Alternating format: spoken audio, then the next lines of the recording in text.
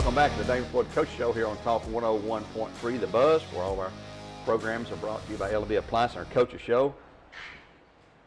See Josh Taylor and the guys down there, Durkee Road and Waterloo Highway, and you'll be able to get your appliances or get them repaired or buy parts if you like to do it yourself. Being joined now by Coach Damon Floyd. And Damon, first off, congratulations. A huge win. Seems like it's a long time coming, but Maryville coming here with a mighty good team. They still have a mighty good team. There's no doubt about it. We were the better team, though, Friday night. I think all the way through, our offense was clicking, rushing, and passing. Our defense was outstanding again. It's really been great all year long, I think. And you've mentioned over and over and over, it's a team sport, and it takes the whole team to win. I think we had pretty much a complete package Friday night. Now, we made mistakes, and we'll talk about those a little bit. But how did you feel about the game overall? Happy, obviously. Anytime you get a win, I mean, wins are hard to come by no matter who you're playing. Right. Obviously, against Maryville, they're a little bit more difficult, and we were definitely due. You know, they'd had our number and had a lot of people's number for a long time. But like you mentioned, it's a team game. You know, I guess you could say our stars showed out and played really well, and then the guys that don't get much credit, they did a lot of dirty work, and they continued to battle and grind, and they lost some individual battles, but they won more than they lost, and that's something we talk about to them as a team a lot. You're going to get knocked down, but our guys kept fighting. We overcame some adversity, and we left some points on the board, or left some points out there that we should have had on the board, and with some turnovers and made some mistakes at the end of the game situation. We got a chance to close it out 21-6, and 2 minutes left. We know they got to take shots, and we give up a deep ball. So obviously happy, but as a coach, and I've said this before, is sometimes you focus on the negative because those are the things that bother you. So it's really not about who we're playing. It's about us, and until we reach our full potential, then we can't be satisfied as a team, and we're not there yet. So that's the good news. That's the good news, because we still got growth for some improvement, and we got to take those steps in practice, and we got to be able to play a complete game. Well, we laid a total of 458 offensive yards on Maryville, and I don't know how they do elsewise against other opponents. That's on 48 plays. That's almost 10 yards a carry, or 10 yards per offensive snap, and that's hard. It's well balanced between running and passing too. But we're a hard team to defend against, I guess what I'm trying to say here. And obviously our defense, we held them 200-something yards total for the game, and that's astounding itself. But our defensive line and linebackers and guys, we were in their backfield seemed like all night long, every play, harassing them, stopping them for short gains or no gain or tackles for loss. And it was a complete game. And I don't know who to brag on the most, offense, defense. We had the play of the game on defense was the obviously interception by Caleb there. The only one play he played on defense stopped the what could have been a game-scoring drive. Yeah. Then our offense play of the game was Boo Carter's 61-yard run that probably went 90 yards in total, and so forth. And he was our player of the game too. But Caleb Martin, what a game he had! I mean, we just see this week after week after week. We're a tough team to play against. I mean, you've talked about this, one of the most experienced, deepest teams you've had, and the defense. Let's talk about that a little bit. We're going to talk with some guys. Braxton Arthur and Tito Williams have just had outstanding years every week. Double-digit tackles seems like on both those guys every week, and it's just not just them; it's everybody on defense. Yeah, it's a team game, and that's what happens when you read your keys. And you focus on your assignment and trusting that your teammates are going to do their assignment. Brad Benefield, who we brought in as defensive coordinator this year, has done an unbelievable job. And he puts them in a position to make plays, but the kids are making the plays. It's funny because I told Braxton Arthur all offseason, just trying to motivate him and kind of get him in the right mindset of, you're not going to make any tackles. You may not make any all year. Yeah. And he goes out and makes 10 tackles a game for the last 3 games. So Tito's been a leader for us, all 4 years he's been a starter since his freshman year, and he works so hard in the offseason. So we talk a lot about reaping what you sow. He's reaping what he sowed, and he's a playmaker. I think he had 16 or 18 tackles, I forget, but he was flying around, but he's doing his job. And we got a lot of guys doing their job right now. So I think they realize if I read my keys, trust my teammates, trust the call that Coach Benefield's making, it'll put me in the right position. It doesn't always mean making a tackle. Right. It means doing your job, and maybe my teammate makes a tackle. And that's the thing I'm proud about this team is they really are good teammates. They care about each other. one of the first things I look through for on if we score on offense is I look to the sidelines. How happy are the teammates? And everybody's excited.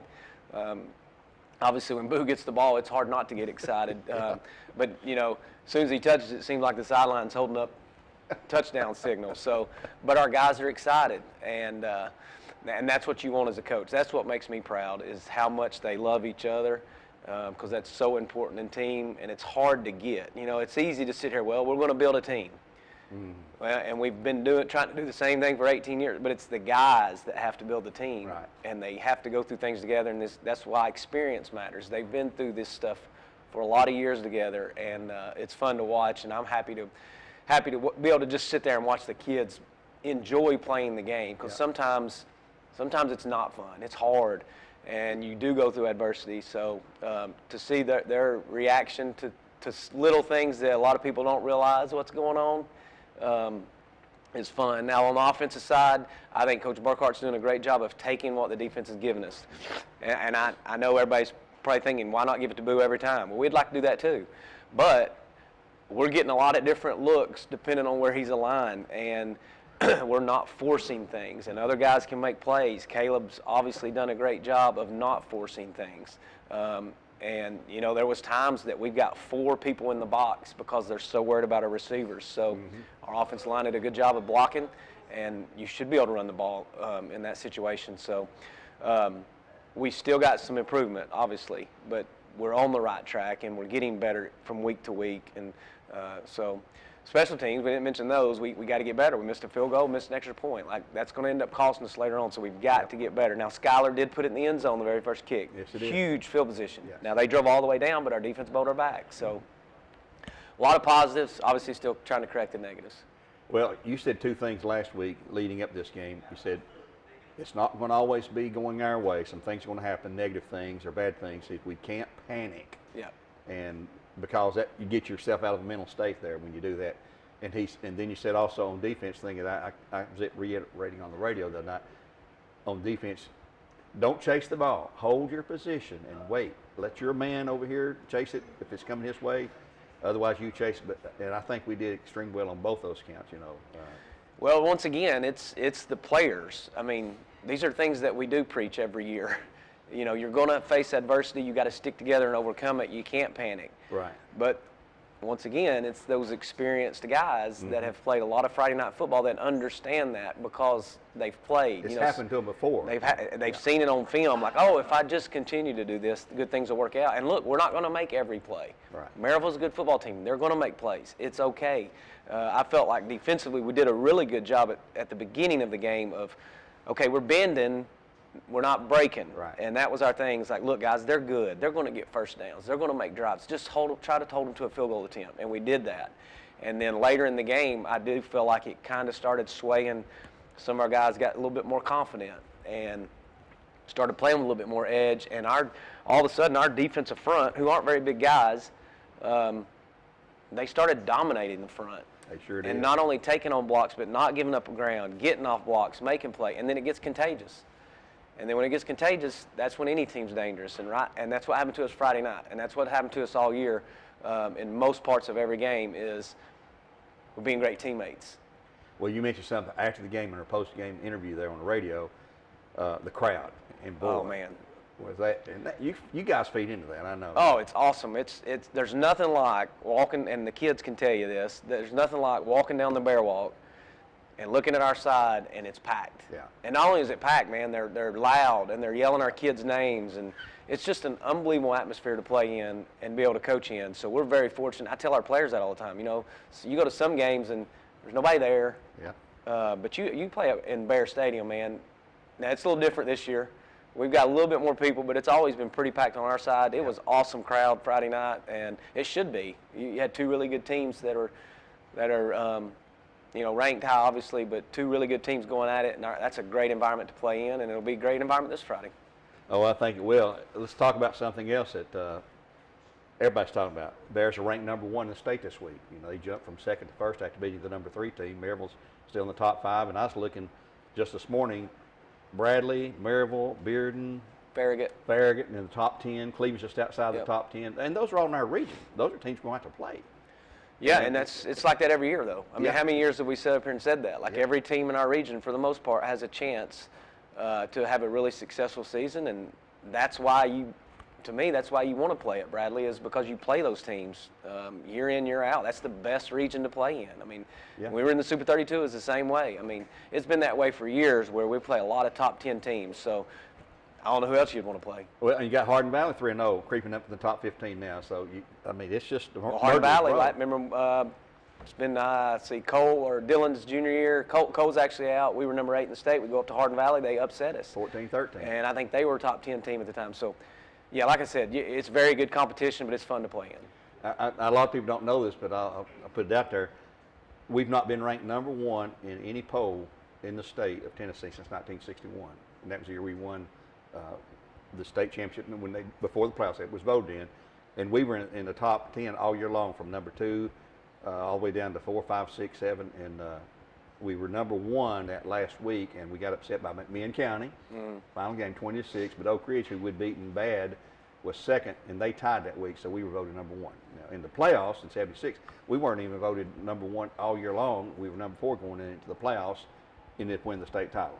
But anyway, that's fun to talk about in the media there. But the number 1 ranking, I just think another bigger bullet on your back. You know, everybody likes to beat the Bears, but hey, you know, you've earned that. I mean, not complete, but you're getting respect now from a lot of folks now. And well, you beat Maryville, you earn a lot more respect. Yes. So it's good to get the recognition. I mean, let's be honest, but we really haven't earned or deserved anything, but neither has any other team. Right. You know, it's the beginning of the year, so there's a long way to go. I mean, it's really not.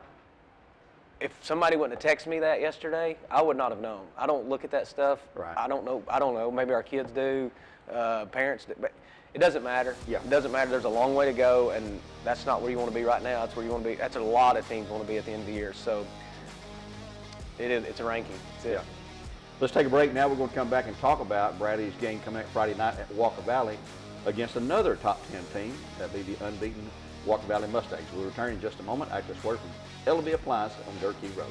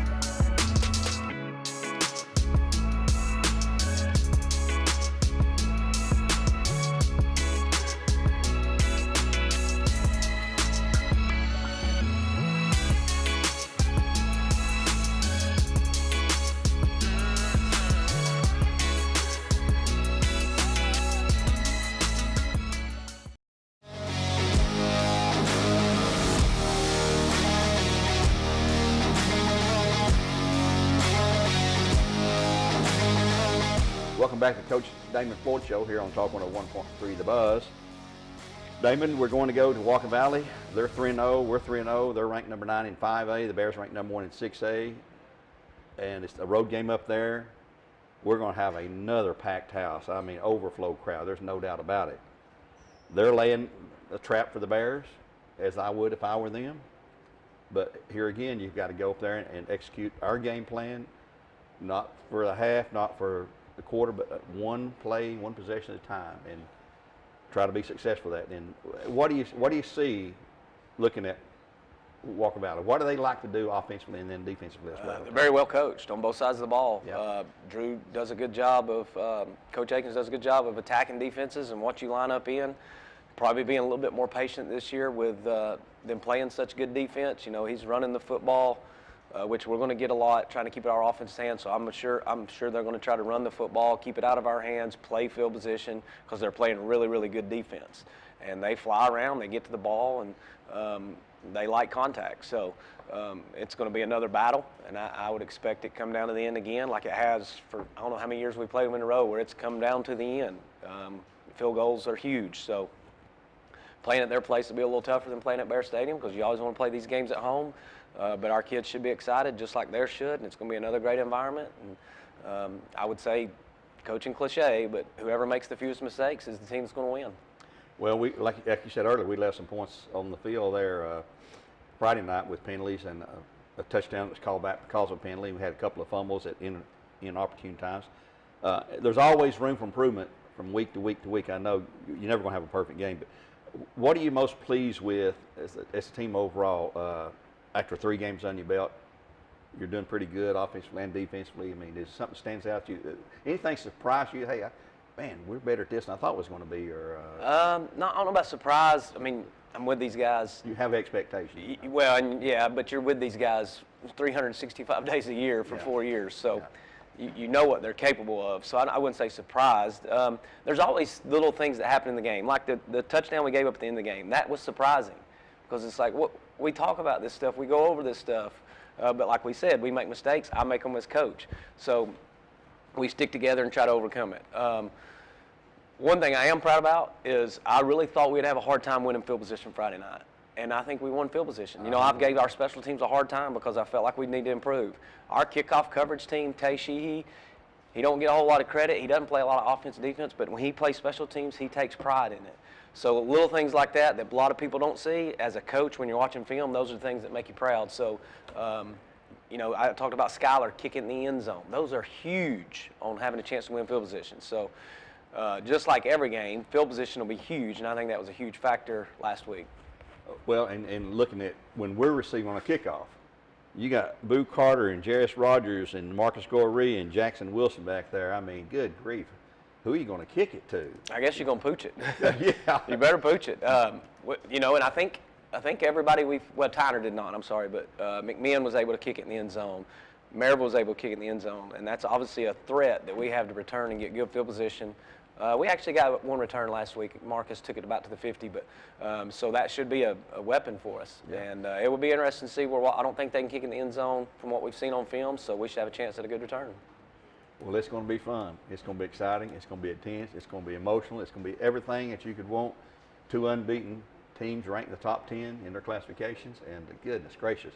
As we said last week, was talking on our early morning show, you know, if you can't get fired up when we're going to play Maryville, same thing with Walker Valley this week and Cleveland later on down the road, you better look yourself in the mirror and say, why am I playing football if you can't get fired up? Yeah, it just comes so quick. You know, it's like it's already game 4, and it's hard to take a breath. So hopefully our guys do understand it's another big game Friday. It's hard. You know, it's a long run, but they're going through the same thing. I mean, they just come off a big win for Cleveland, and they got to get back up for Bradley. So we went through that last year playing McMahon, Cleveland, Walker Valley back to back. So I understand what they're going through, and we both have our individual battles and team battles that we're trying to, you know, get together on and make sure our team's on the same page. So we're all dealing with the same thing. So, like I said, it should be a good game Friday night. It's an emotional game out there in a lot of ways. And I think one thing I like is the fact that we're playing Walker Valley this week, because coming off a big win like Maryville, if you're playing somebody else that's not a big rival like a McMahon or Cleveland Walker, might be tougher to get them up, you know, mentally than it would be playing Walker. Hey, it's a Walker. They're unbeaten. That's good for us. They're unbeaten. They're ranked number 9. So I think that helps us. Yeah, like we talked about, I don't know where else you'd rather play on a Friday night. I mean, right now you're playing in a lot of big games, you know, and we get to go up there and play Walker Valley. So our kids are very fortunate to play in these kind of atmospheres. And I see now on social media from the TV stations, the Knoxville station and all that, hey, there's a lot of focus on Bradley Central, you know, and highlights and clips and, hey, so-and-so did this at Bradley Central last week in their win and so forth. And that exposure, I mean, that just helps you pro, makes you feel good and proud. I mean, I talked to you one time before, this last year I guess it was, and a lot of guys are being recruited, and I know they are now. And you said, my phone blows up all the time, you know, emails, texts, and all this stuff. But you said, you know, that's a good kind of problem to have, because if nobody's calling, you're probably losing and nobody wants your player. So, yeah, we'll take that. We'll put up with that. Yeah, there's no doubt. It's still ringing a lot right now. But good. I try to stay off social media, you know, because I don't want to see some of that stuff. But it's funny because people will screenshot it, and I look at my phone, and there it is. But like I mentioned, look, it's nice to get the recognition, but that stuff come and goes, and some of the I don't know. We just got to go play the game. Well, it just boils down to that. Speaking on behalf of Bear Nation, we're very proud of our Bears being number one in what the job you and your staff do there, and all of our players there. They give their heart and soul to play Bradley football, and we'll see example of that come Friday night. Yep. Folks, we're going to wrap it up now. I'd like to invite you all out Friday night. We have 5:30 kickoff now, pregame show on Talk 101.3 The Buzz. Kickoff is scheduled for 7 o'clock at Walker Valley as the Bears will go and take on the Mustangs. I'd like to thank Mr. Troy's class here at Studio H Clip, Practice Central, for the continued production of Marvel's program here on Coach Show. Join us on Talk 101.3 Mix at 5:30 Friday night. Until then, so long. God bless and go Bears.